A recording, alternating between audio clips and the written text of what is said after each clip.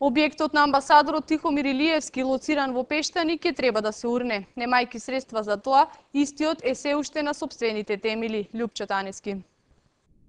Амбасадорот на Република Македонија во Република Романија Тихомир Илиевски не гледа причина за уривање на неговиот објект на влезот во селото Пештани.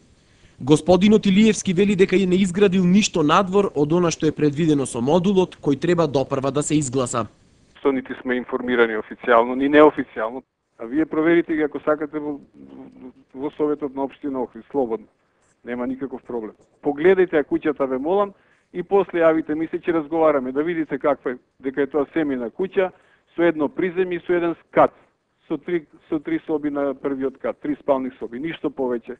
Кратко ни прокоментира амбасадорот Илиевски, а за повеќе информации ни упати кај советникот Томе Гиновски, кој бил прв сосед на Тихомир Илиевски во Пештани.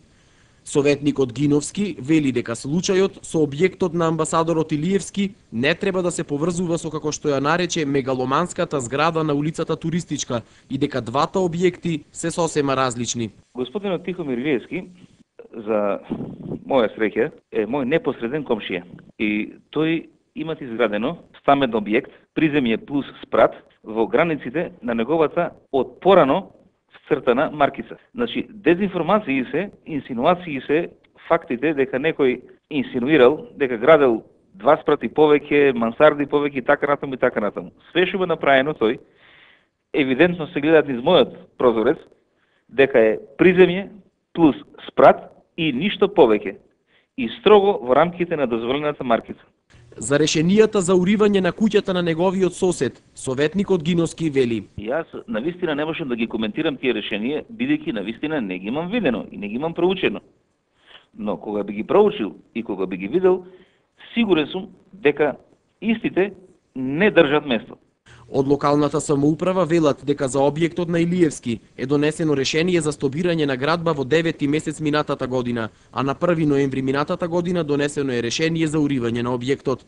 Од секторот за урбанизам велат дека единствена причина заради која објектот не е урнат е тоа што во минатогодишниот буџет не биле предвидени доволно средства за уривање на дивоградбите.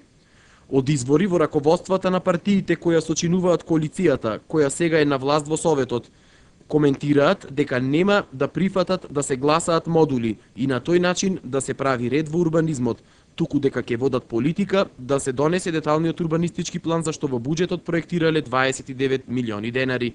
Од коалицијата која владее во Советот се погласно се зборува за можноста да се поднесат кривични пријави против градоначалникот Александар Петрески, доколку не почне да ги троши 5 милиони денари кои во буџетот се предвидени за уривање на дивоградби и не направи акција за уривање на објектот на Туристичка кој го гради градежното предпријатие Трим и објектот на амбасадорот Илиевски.